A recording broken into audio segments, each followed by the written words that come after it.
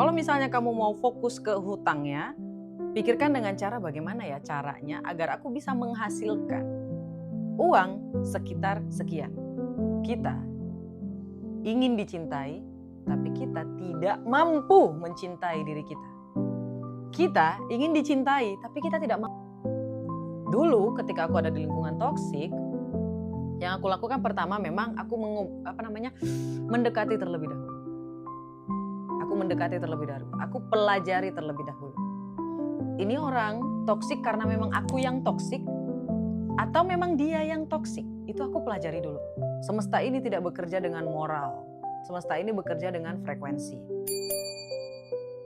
Teman-teman yang sudah berani menjawab pertanyaan tentang wahai orang-orang yang beruntung, wahai orang-orang yang luar biasa, ya, menjawab aku itu adalah sebuah mantra. Dan mantra ini mengandung frekuensi yang tinggi. Frekuensi yang sama akan saling tarik menarik. Oke, ketika kamu menyampaikan frekuensi yang tinggi, maka hal-hal ya yang kamu tarik ke dalam hidup kamu adalah dengan frekuensi yang tinggi pula. Apa itu Kak Roma? Hal-hal yang baik. Buat teman-teman semuanya, mungkin aku akan buka sesi pertanyaan yang sangat jarang aku lakukan. Baik, oke, 30 menit dari sekarang aku mau sharing buat teman-teman semuanya. Ternyata alhamdulillah Indonesia ini sangat-sangat dipenuhi oleh orang-orang yang mau belajar ya guys ya. Jadi saya akan mengadakan seminar lagi di 14 Februari. Dan alhamdulillah begitu banyak orang yang antusias untuk belajar. Ya, bahkan ada yang saya sangat salut ya, Kak Roma, saya nggak bisa hari ini daftar, tapi please kasih saya harga early bird-nya. Ya, saya akan daftar seminggu kemudian. Ada yang kayak gitu. Ini bukan soal masalah uangnya ya guys ya, tapi dia langsung jujur, Kak Roma, aku nggak ada uang sekarang, tunggu aku, jangan langsung naik harganya. Tunggu aku, kasih aku waktu, aku akan datang. Dan benar seminggu kemudian dia datang. Ini luar biasa ya, ternyata masyarakat Indonesia semakin naik kualitasnya. Semoga di masa depan kita semakin maju. Tepuk tangan buat kita semuanya. Lihat nih teman-teman ya, kita kalau ingin melakukan sesuatu harus antusias. Kenapa harus antusias Kak Roma? Mau kamu pro, mau kamu nggak pro, ketika kamu melakukan sesuatu harus ikhlas, ya, harus antusias, harus full 100%. Masalah berhasil atau tidak di kemudian hari, baik di hari ini atau di kemudian hari, itu urusan Allah Subhanahu Wa Taala, bukan urusan kita. Oke, mari kita mulai. Sebenarnya banyak banget dari teman-teman yang ada dalam ruangan ini tuh baru masuk ke dunia LOA, Law of Attraction. Kak Roma, banyak gak sih keinginan Kak Roma yang terjadi? Banyak, alhamdulillah banyak. Sebenarnya ini bertentangan gak sih Kak Roma dengan agama? Kalau itu bertentangan, aku tidak akan memberitahukan prinsip ini. Prinsip ini hanya akan memberitahu kamu tentang bagaimana dunia ini bekerja. Dunia ini tidak bekerja dengan moral, ya. Dunia tidak bekerja dengan moral, teman-teman. Tapi bekerja ya dengan frekuensi. Bukan cuma dunia, semesta. Semesta ini bekerja dengan frekuensi. Kamu mau atau tidak, sadar atau tidak, suka atau tidak. Ketika energi yang ada di dalam dirimu berada pada low frekuensi, ya, maka frekuensi yang kamu keluarkan dari pemancar otak kamu akan frekuensi yang low.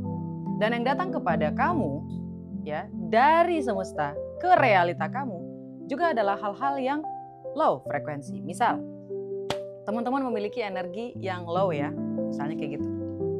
Misal kayak contohnya cemas, anxiety, oke, overthinking, ragu-ragu, menunda, malas. Ini energi rendah ya, ini energi rendah, low frekuensi, low energi, oke? Dan ini akan sampai kepada otak kita. Dan otak kita ini akan mengeluarkan frekuensi yang rendah. Kira-kira orang-orang yang suka menunda, apa yang dia dapat? Keberuntungan tidak menyukai orang yang penakut, menunda-nunda, ragu. Keberuntungan hanya menyukai mereka yang berani.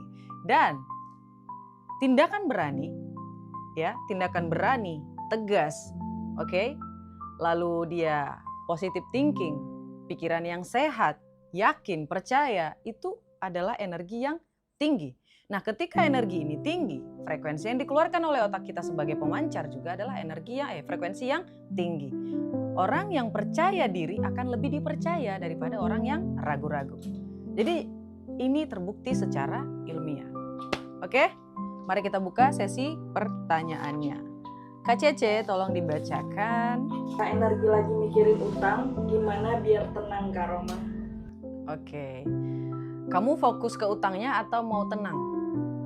Lihat, gini ya, otak kita itu cuma 20% yang bisa dipakai.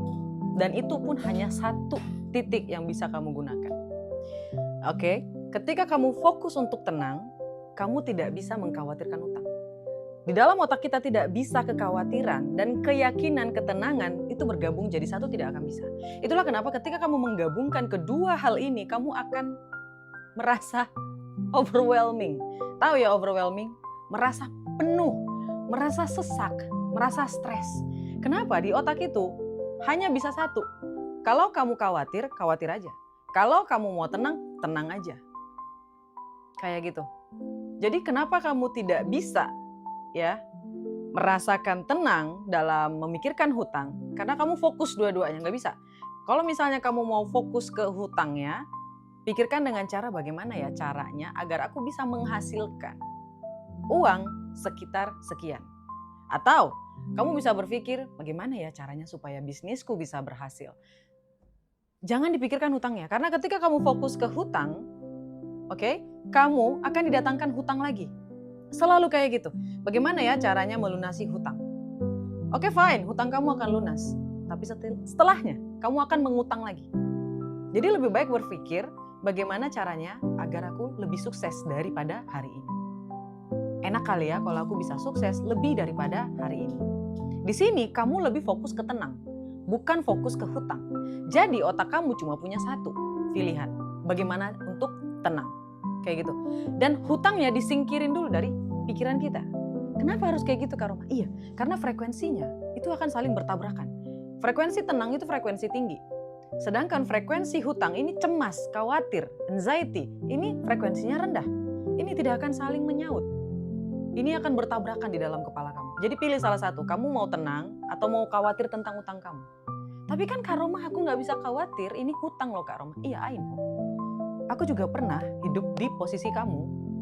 Aku tidak mau lagi berkhawatirkan tentang utang. Utang pasti lunas. Mau nggak mau, suka nggak suka, hutang pasti lunas. Pasti lunas. Allah tidak sejahat itu membiarkan kamu tidak membayarkan hutang. Yang aku fokuskan sekarang, yang aku pengen kasih tahu ke kamu adalah fokus bagaimana agar kamu bisa menghasilkan uang lebih daripada hari ini. Tidak ada kata hutang di situ. Kamu fokusnya ke kesuksesan kamu. Oke? Tanya soal kakak mengenai law of mirror. Oke. Bagaimana sebenarnya kita menerapkan ini dalam kehidupan? Law of mirror. Wow. This is such a great question. Ini pertanyaan bagus banget.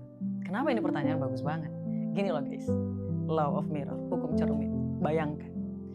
Bagaimana kita ingin dicintai, tapi kita tidak mampu mencintai diri kita. Kita ingin dicintai, tapi kita tidak mampu mencintai diri kita. How is that possible? Bagaimana itu mungkin kayak gitu loh? Bagaimana ini bisa ditanamkan di kehidupan nyata Kak Roma? Bisa. Law of mirror itu dimulai dari diri kamu sendiri. Jadi seperti ini, ya. Sebenarnya ini panjang banget jawabannya. Kita mulai yang paling sederhana ya. Pengertian law of mirror yang paling sederhana. Kalau kamu mau yang panjang, kamu ikut seminar aku. Biar lebih mantep kayak gitu. Tapi sini aku akan spill.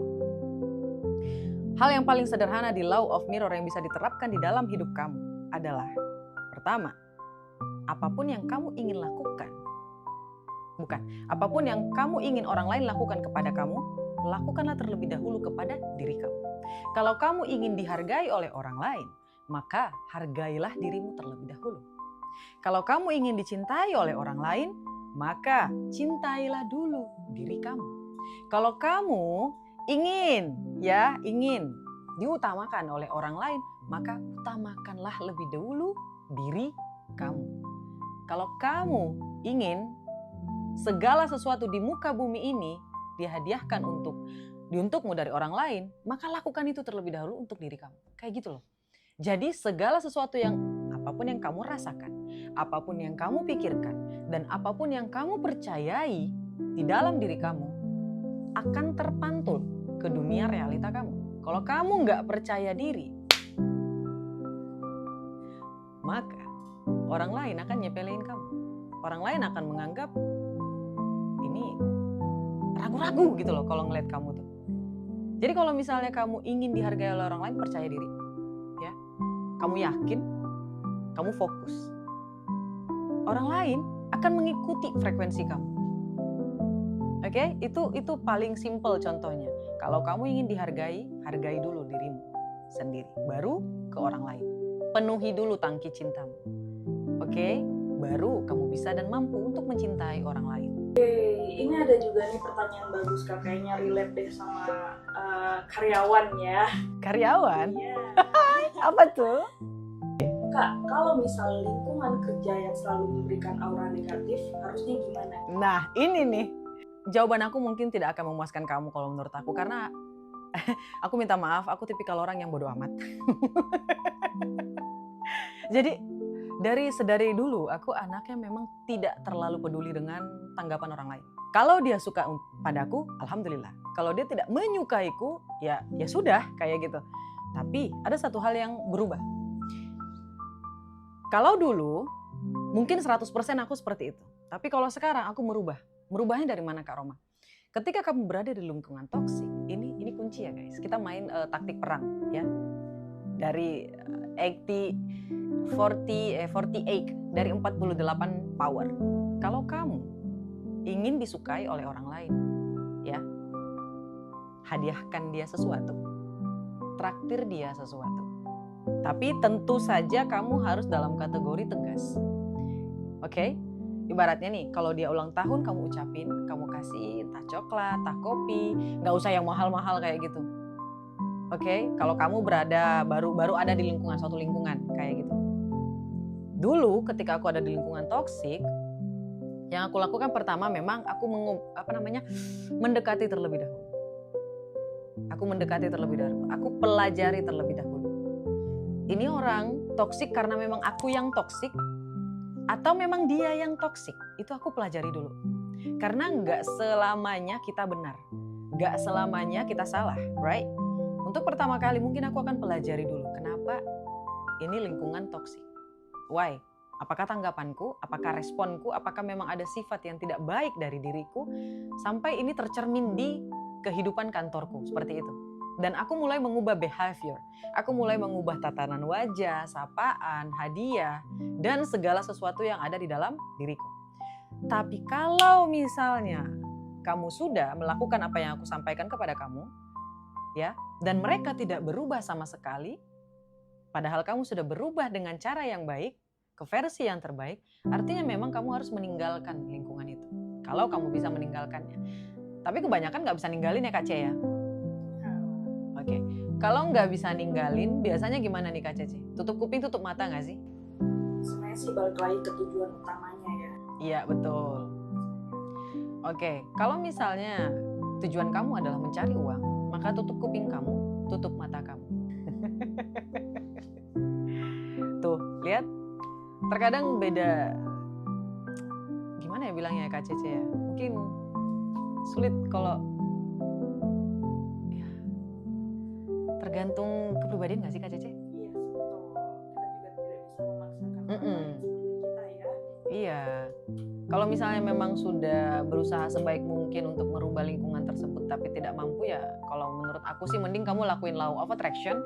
Ya, kamu tulis di situ, di buku kamu, di jurnal kamu. Alhamdulillah ya Allah, aku diterima kerja di Google. Orang-orangnya itu baik sekali, luar biasa.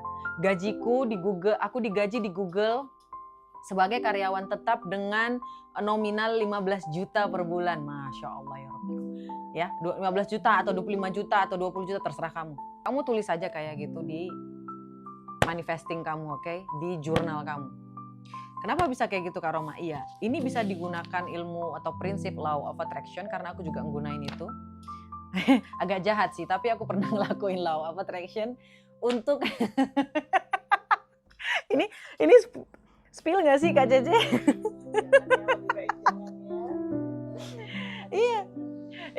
takutnya ini ya. Nanti aku spillnya di seminar aja ya. Karena kalau di sini takutnya nanti direkam terus pergi viral, pergi kemana-mana, nyampe ke orangnya kan, wah Roma kurang ajar kamu kan. Buat teman-teman tahu nggak? Aku ngelihat komentar kalian di Ngaji Roso, subhanallah. Mwah! I love you guys. Kalian memang yang terbaik. Oke, terima kasih telah melindungiku dari hate comment. Terima kasih atas alhamdulillah pujiannya, kata-kata baiknya luar biasa, Masya Allah, tabarakallah. Ya, semoga apapun yang aku sampaikan di Ngaji Roso bisa kalian petik hikmahnya. Kekurangan apa yang aku ucapkan di dalam video Ngaji Roso itu aku minta maaf, karena yang namanya manusia itu pasti berbeda pandangan, berbeda pikiran. Apapun yang aku sampaikan jika memang tidak selaras dengan pemikiran kamu, ya maklumin aja. Karena kita baca lagi buku Surrounded by Idiot, ya. Mungkin bagi teman-teman yang ada di luaran sana yang memiliki pemikirannya sendiri, saya adalah seorang idiot. Dan ketika saya bertemu dengan orang yang beda pemahaman dengan saya akan menganggap dia idiot. Jadi kita sama-sama idiot, oke? Apakah ini hinaan Kak Roma? Enggak, ini enggak hinaan. Tenang aja. Orang baik itu rata-rata dia merasa dia adalah seorang superhero. Oke? Tapi banyak banget itu komen bilang kayak gini, aku nggak setuju Kak Roma, setiap orang baik itu ya biar aja Allah yang balas kayak gitu. Iya, kan dari awal kita ngomongin tentang semesta ini tidak bekerja dengan moral, semesta ini bekerja dengan frekuensi. Oh ya, orang baik itu lebih sering ketika dia melakukan kebaikan, ya dia ingin menjadi superhero untuk semua orang. Padahal ketika kita ingin melakukan kebaikan kepada orang lain, kita memang baik, bukan karena kita ingin terlihat baik.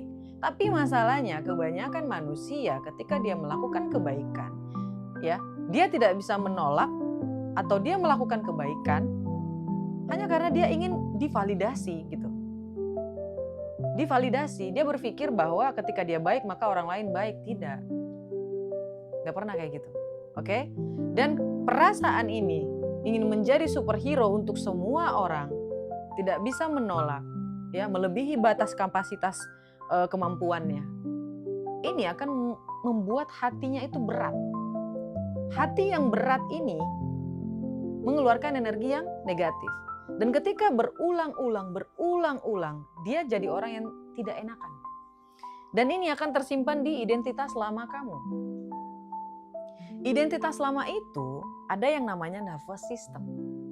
Nervous system sangat menyukai hal-hal yang sama. Kalau kamu orang yang tidak enakan dan ini sudah terulang-ulang bertahun-tahun, bahkan berpuluh-puluh tahun di dalam hidup kamu, maka dia sudah menjadi sebuah identitas lama di alam bawah sadar kamu.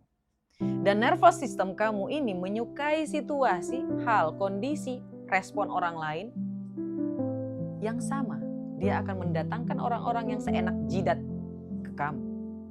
Karena kamu adalah orang yang tidak enakan. Dan nervous system kamu menyukai hal-hal yang tidak enakan. Itulah kenapa didatangkan orang-orang yang super duper kurang ajar. Yang gak tahu diri. Yang orangnya itu tegaan kayak gitu. Orang yang gak tahu malu kayak gitu. Kalau misalnya kamu gak percaya diri. Dan ini terulang-ulang dan nyangkut ke alam bawah sadar kamu dan tersimpan di identitas lama kamu. Maka kamu akan dihadirkan situasi yang membuat kamu merasa tidak pernah percaya diri lagi. Jadi hati-hati. Sebenarnya ini sedikit jahat ya.